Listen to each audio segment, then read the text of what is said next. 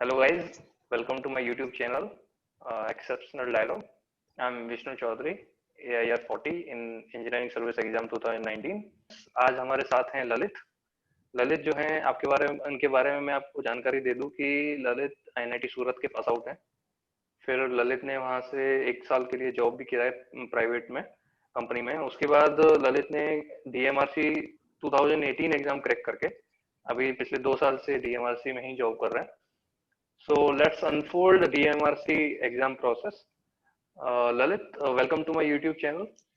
Thank you, Mr. Vishnu Chaudhary, for this opportunity. Okay, Lalit, तो सबसे पहले आप ये बताइए कि DMRC का जो एग्जाम है, वो एग्जाम का पैटर्न क्या है, उसका प्रोसेस क्या है, कितने मार्क्स का होता है, वो आप बेसिक जानकारी सबसे पहले आप बताइए। तो इसमें ये जो एग्जाम होता है ऑनलाइन कंप्यूटर बेस्ड टेस्ट होता है और इसमें 2 पार्ट में होता है। पहला आपका टेक्निकल प्लस GS एक पार्ट में आता है और एक सेकंड पार्ट में आता है आपका इंग्लिश। तो टेक्निकल प्लस GS आता है 60 मार्क्स का और 60 मार्क्स का आता है आपका इंग्लिश का पोर्शन। जो टेक्निकल और GS वाला जो है शायद वो 120 का आता है, उसको फिर डिवाइड बाय 2 करके 60 में कन्वर्ट कर देते हैं। 60 मार्क्स का बचता है वो।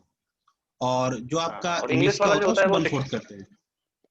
हाँ, उसको 60 का होता है उसको 1/4 तो वो करते हैं हम लोग। टोटल को ऐड अप करेंगे तो हो जाता है 75 मार्क्स। और 75 मार्क्स बाकी आपका और GD 25 और मार्क्स का PI इंटरव्यू। को मिला के 25 मार्क्स का होता है। वो 100% काउंट होता है आपका। ओके, दैट्स वाई अच्छा। GD पे बहुत इंपॉर्टेंट है इसमें। GD और पर्सनल इंटरव्यू आपका बहुत मेजर रोल प्ले कर रहा है, क्योंकि उसके डायरेक्ट हाँ, मार्क्स 25 ऐड हो रहे हैं। that और जो आपका होता है। एग्जाम है उसको तो, हाँ, जो सिविल वाला है, वो जो टेक्निकल नॉन टेक्निकल है उसको डिवाइड बाय 2 कर दे रहे हैं और डिवाइड 2 इंग्लिश वाले करते को हैं डिवाइड बाय 4 कर रहे हैं। ठीक है। जी। तो ललित, आप इसके बारे में हम पहले एक एक 1 बाय 1 दोनों पेपरों के बारे में बात करेंगे। सबसे पहले जी। आप बताइए कि जो जो पेपर 1 है, जिसमें टेक्निकल भी आ रहा है, नॉन टेक्निकल भी आ रहा है, वो सारी चीजें आ रही हैं, उसके लिए आपने कैसे तैयारी करी सबसे पहले तो? और दूसरा आप ये बताइए ओके कि उसमें जो स्पेशली जो GS पार्ट है उसका कितना वेटेज है, उसको कैसे कवर करना है? Okay okay. तो इसमें ऐसा है, जैसे मैं उस समय IES की भी तैयारी कर रहा था, इंजीनियरिंग सर्विसेज के एग्जाम की तैयारी कर रहा था। तो टेक्निकल पोर्शन तो मेरा ऑब्जेक्टिव का वहीं से रेडी हो गया था, लेकिन कुछ उसमें फैक्चुअल डाटा के क्वेश्चंस आते हैं। वो आप SSC की प्रीवियस ईयर से कुछ पेपर लगा सकते हैं। तो आप प्रीवियस 2 और 3 ईयर्स के लगा लीजिए तो आपको एक आइडिया लग जाएगा। और इसके ठीक है। अलावा आपको और कोई किसी और बुक की रिफर करने की रिक्वायरमेंट नहीं है। अगर आप ES और गेट के ऑब्जेक्टिव आपने लगाए हुए हैं उससे आपका काम हो जाएगा। हम्म। और सेकंड चीज जो GS ओके। है, जो आप अगर ES का बंदा जो तैयारी कर रहा है तो वो जो GS उसके लिए पढ़ रहा है वो सफिशियंट है, मोर देन सफिशियंट है। मैं मेरा कहने का मतलब ये है कि GS के लिए आपको एक्स्ट्रा एफर्ट लगाने की रिक्वायरमेंट नहीं है। हो सकता है आपने ज्यादा एफर्ट लगा दिया GS में और हो सकता है कुछ ना मिले जो आपने पढ़ा है।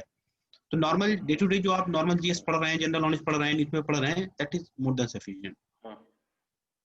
ओके, सो इसमें आपका याद है कितने सवाल GS के, स्पेसिफिकली कितने सवाल आते हैं उसमें total? Approximately 15 question around. 15 question के राउंड। एप्टीट्यूड के भी 15 के राउंड होते हैं और हाँ 15 हाँ अराउंड GS के होते हैं। हाँ, बचा हुआ जो है वो मेजर पार्ट में सिविल का है। तो आप जैसा सिविल का है। ज्यादातर लोग, हाँ, गेट और इंजीनियरिंग सर्विस के लिए प्रिपरेशन कर रहे होते हैं, तो बेसिकली उनके लिए ये है कि आप अपना सिविल जो आपने जिसके लिए तैयार किया गेट के लिए और ES के लिए, आप बस वही फोकस करके जाइए, उसी को रिवाइज करके जाइए। आपको कुछ DMRC के लिए एक्स्ट्रा करने की जरूरत नहीं है। हाँ, बच्चा, एक्स्ट्रा आपने करने की बताया कि जरूरत उनका नहीं एप्टी हाँ, आपने है। बताया कि एप्टीट्यूड का कोई डिफिकल्ट उतना आता नहीं, तो उसके लिए भी कुछ एक्स्ट्रा एफर्ट नहीं डालना है। बस GS पार्ट है, आप डे टू डे जितना उसको कर रहे हैं कवर, जो भी आप डे टू डे पढ़ते हैं उन चीजों से वो हो जाएगा। तो बहुत ज्यादा आपको उसमें और सीरियस लेने की जरूरत नहीं है। इसके बाद आपको सेकंड पार्ट आता है इंग्लिश का। इंग्लिश का, ओके, इंग्लिश के बारे में हाँ, बताइए ललित, कि इंग्लिश वाले पार्ट तो में कैसे इंग्लिश में, प्रिपरेशन करनी हाँ, है, उसको कितना? इंग्लिश में अगर जनरली आपने देखा होगा एक जनरल नोट्स पढ़ाए जाते हैं। मतलब आपकी जो मेडी जी कोचिंग है, आपकी IES मास्टर की कोचिंग है, एक जनरल नोट्स होते हैं इनमें जो हमको इंग्लिश पढ़ाते हैं। इसमें पैसिव, एक्टिव, इनडायरेक्ट, डायरेक्ट और ये सिनोनिम एंटोनिम ना, उतना आप पढ़ के जाइए, दैट इज सफिशिएंट। उसके तो अलावा आपको बेसिकली जो कहीं ग्रामर और पार्ट है पढ़ाना है, उसको अच्छे से पढ़ के हाँ, जाइए। बस, तो उतने से आपका काम हो जाएगा। और कम हो जाएगा। और बाकी वो एग्जाम जो आपने बताया कि जैसे 60 क्वेश्चन टोटल आते हैं, वो भी डिवाइड बाई 4 होके 15 मार्क्स से कन्वर्ट हो रहा है। तो आप क्या या सजेशन देंगे उनको कि 60 मार्क्स में से मैक्सिमम आप अटेम्प्ट कीजिए, क्योंकि इंग्लिश में कई बार होता है आपको नहीं पता होती है चीजें, और डायरेक्टली वहां पे कुछ क्वेश्चन पूछेंगे, तो आपको क्या सजेशन है कि डायरेक्ट जिससे ज्यादा से ज्यादा अटेम्प्ट करो या जितने आते हैं उतने ही अटेम्प्ट करें? मेरा सजेशन ये है कि सपोज करो जो एंटोनिम सिनोनिम है, अगर आपको नहीं आ रहा है इट्स बेटर आप हम्म, उसको छोड़ दीजिए, अगर आपको कुछ भी आइडिया नहीं है। हम्म, लेकिन अगर आपको एक्टिव पैसिव में अगर आपको 50-50 चांसेस लग रहा है, क्योंकि उसमें ऐसा होता है कि कुछ क्वेश्चन आपको लगता है हाँ इसमें सही, ये दो में से एक करेक्ट हो सकता है, then you have to take chance. अगर आपको 50-50 का कहीं भी लग रहा है then you have to take chance, क्योंकि उसमें आपका माइनस मार्किंग भी कम होता है। तो नेगेटिव मार्किंग भी कम हो जाता है क्योंकि डिवाइड बाई 4 हाँ, हो रहा है, तो वो कन्फर्ट आपको होता है। ज्यादा नेगेटिव नुकसान नहीं देके जाएगा। ओके ललित, तो आप बताइए कि आपका जो सीबीटी हुआ था, उस सीबीटी के जो 7 आउट ऑफ 75 लग ऑलमोस्ट कितनी नंबर कट ऑफ गई थी आपकी इंटरव्यू कॉल के लिए? It's around I think 48 around इसका कट ऑफ गया हुआ था। Thank you Lalit for sharing all this information with me. I hope कि जितने एस्पिरेंट इसको देख रहे हैं उनको जो भी इंफॉर्मेशन चाहिए वो उनको मिल चुकी होगी। और भी अगर आपकी कोई क्वेरी रह गई है तो आप प्लीज कमेंट सेक्शन में पूछिए, मैं ललित से सारी आपके जो भी क्वेश्चंस हैं उनसे डिस्कस करके आपको आंसर दे दूंगा।